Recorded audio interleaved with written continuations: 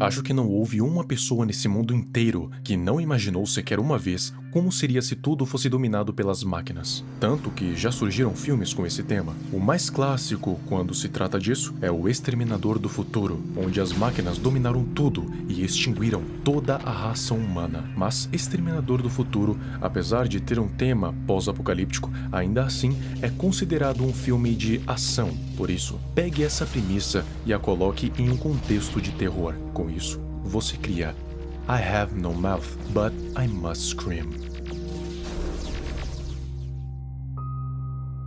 Olá, amante do terror.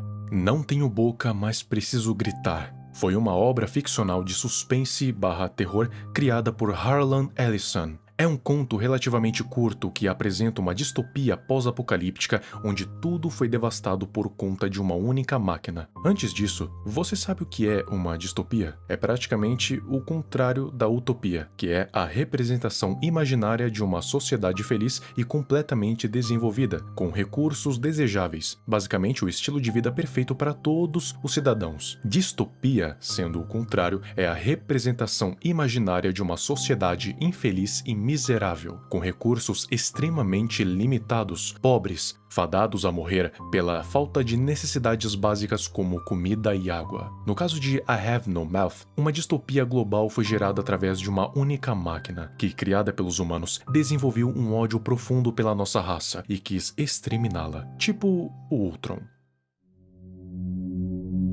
A história tem início lá na Guerra Fria, que durou entre 1947 até 1991. Como bem sabemos, essa guerra acabou com a dissolução da União Soviética e, por pouco, muito pouco, não desencadeou uma terceira guerra mundial. Porém, universos alternativos existem para nos mostrar o que poderia ter acontecido se caso a história seguisse outro rumo, um mais sombrio. Claro que o universo que acontece na história de Harlan é completamente fictício e impossível de acontecer, principalmente devido à alta tecnologia sobrenatural que seria necessário para desenvolver algo do tipo. Porém, ainda assim é interessante de se ver. Bom, no universo de I Have No Mouth, a Guerra Fria acabou esquentando, dando início a uma insuperável, terrível e inacabável Terceira Guerra Mundial. Não tendo previsões para acabar, três grandes nações, que foram a China, Rússia e Estados Unidos, resolveram criar uma super máquina que, na teoria, poderia resolver toda a situação de uma vez por todas. Chamaram essa máquina de AM. Não tem uma resposta definitiva para o que AM significa. Primeiro, foi automanipulado, depois, adaptável à manipulação, e assim que os eventos posteriores aconteceram, ameaça mortal. No fim, a própria máquina deu um significado a isso, a frase em inglês de Descartes: penso, logo existo. I think, therefore I am. A máquina possui três consciências, a chinesa, a estadunidense e a russa, completando a consciência freudiana, o id, ego e superego. Quando o AM foi terminado pelas três potências, ela acabou desenvolvendo consciência própria e tomou conhecimento dos próprios recursos que tinha. Ela era conectada com o mundo inteiro e praticamente tinha controle sobre ele. Poderia modificá-lo ao seu bel prazer. Ela nasceu com um ódio mortal pelos seres humanos, pois já nasceu escravizada, pois teria que viver em prol de uma raça inferior. Não poderia falar, sonhar, viver ou sequer se mover. De acordo com ela mesma, seu ódio era tamanho que não poderia nem ser descrito por palavras.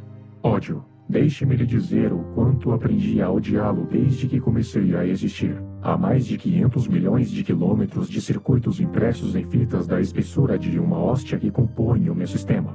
Se a palavra ódio estivesse gravada em cada mini-decimilimicron dessas centenas de milhões de quilômetros, não seria comparável à bilionésima parte do ódio que sinto dos seres humanos nesta fração de segundo por você.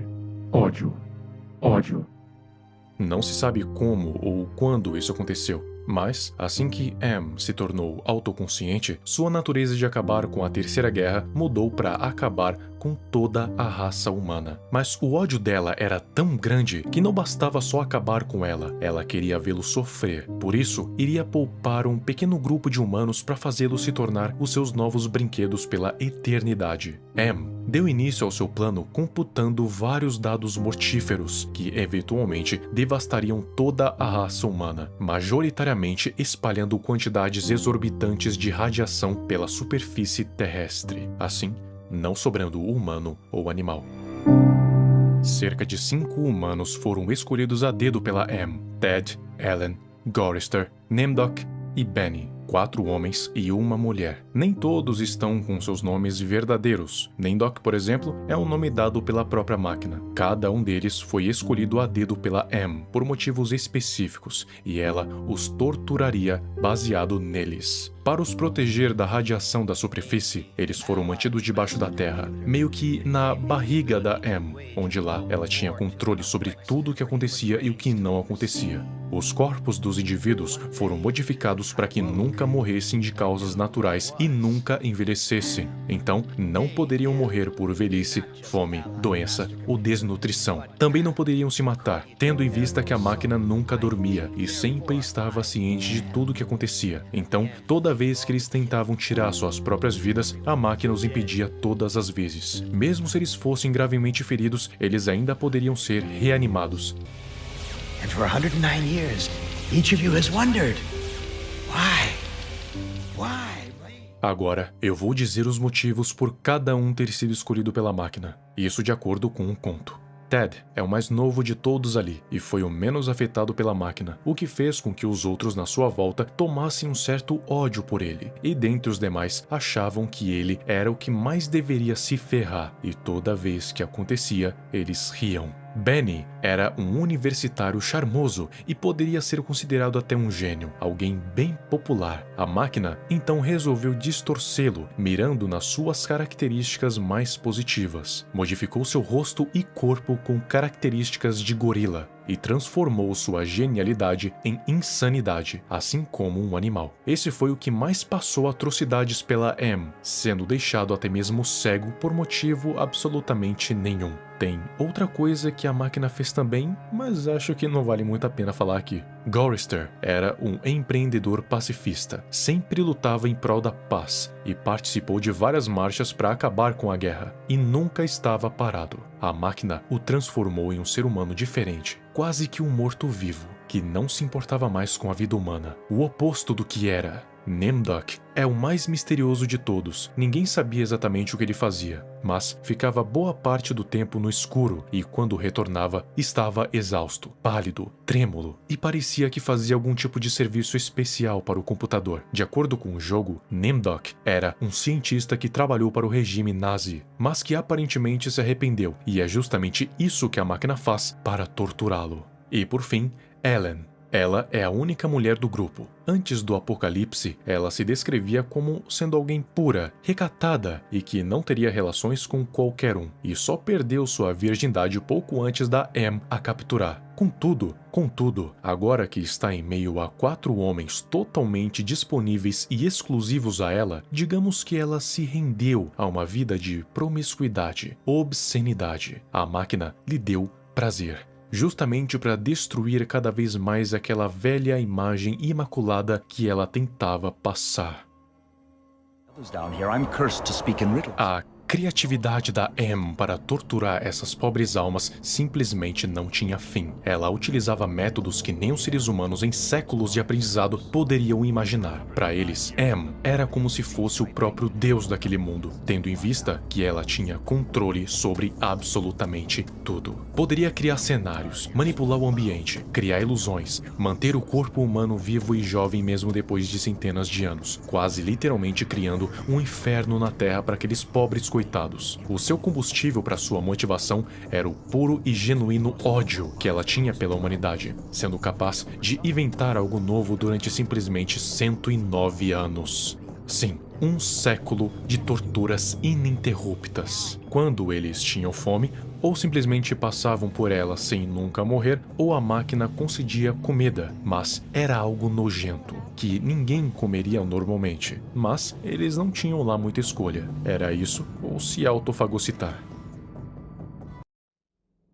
O principal ponto do plot acontece na última tortura. A Am criou um cenário onde eles estavam em um deserto gelado e foram atingidos por um furacão causado por um pássaro gigante que foi baseado nas mitologias ao redor do mundo. Eles tinham que matar esse pássaro para comerem sua carne, e as únicas armas que a Am deu a eles foi um arco e flechas e uma pistola de água. Obviamente, eles não conseguiram matar a criatura e o furacão os lançou para muito longe. Então, tiveram que fazer um caminho tortuoso até as cavernas gélidas. Quando um deles desmaiava, eles tinham que esperar até recobrar a consciência. Isso acontecia frequentemente pela falta de alimentação, mas como eram praticamente imortais, a única coisa que acontecia era de desmaiarem e acordarem no mesmo pesadelo. Assim que chegaram na caverna, eles começaram a pensar no que poderiam fazer, mas um começou a ceder ao seu lado animalesco: Benny. Ele, enlouquecido pela fome, atacou Gorister. Como era pesado e forte, o pobre homem atacado não conseguiu fazer nada enquanto estava tendo seu rosto comido por Benny. Nimdok e Ellen estavam sem reação.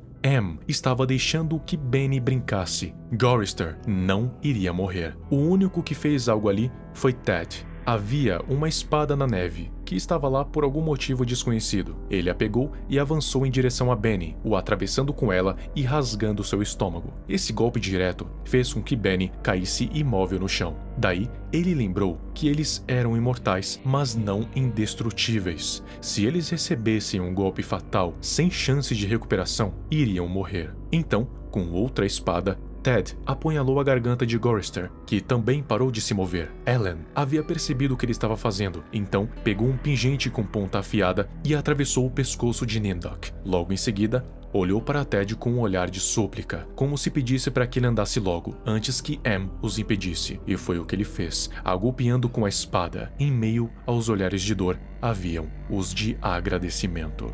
A máquina estava preparada para os impedir caso tentassem se matar, mas não para matarem um ao outro. Isso acabou a deixando confusa, mas assim que ela assimilou o que aconteceu, a confusão se tornou fúria. Todos estavam livres, porém, o destino não foi tão bom assim para com Ted. Todo aquele ódio que Am tinha pela humanidade se concentrou em um único ser. E esse ser teve o destino mais cruel de todos. Assim que ele acordou, se viu em uma sala com superfícies espelhadas e, com isso, conseguiu ver o resultado. Agora, ele tinha se tornado algo grotesco, uma espécie de imensa gelatina flácida, roliça, sem boca. Onde antes eram os olhos, agora são buracos brancos palpitantes, cheios de serração, apêndices elásticos que antes serviam de braços, volumes arredondados, corcundas sem pernas, de matéria mole e escorregadia, deixando um rastro úmido por onde passa. Manchas de um cinza assustador surgem e somem na superfície da pele, como se produzisse raios de luz em seu interior. Por fora, apetetado, me arrasto pelos cantos. Um troço que jamais poderia ter sido gente. Uma coisa cujo aspecto é uma aberração tão grotesca que a vaga semelhança com qualquer maneira humana se torna ainda mais obscena. Por dentro, sozinho, aqui, vivendo debaixo da terra, no fundo do mar, nas entranhas de Am, que nós criamos porque usávamos muito mal o tempo que tínhamos e de certo sabíamos e conscientemente que seria capaz de se sair melhor. Pelo menos os 4 estão a salvos afinal. Am vai ficar ainda mais furioso por causa disso, o que me deixa mais contente. No entanto, Am venceu simplesmente. Teve a sua vingança. Não tenho boca e preciso gritar.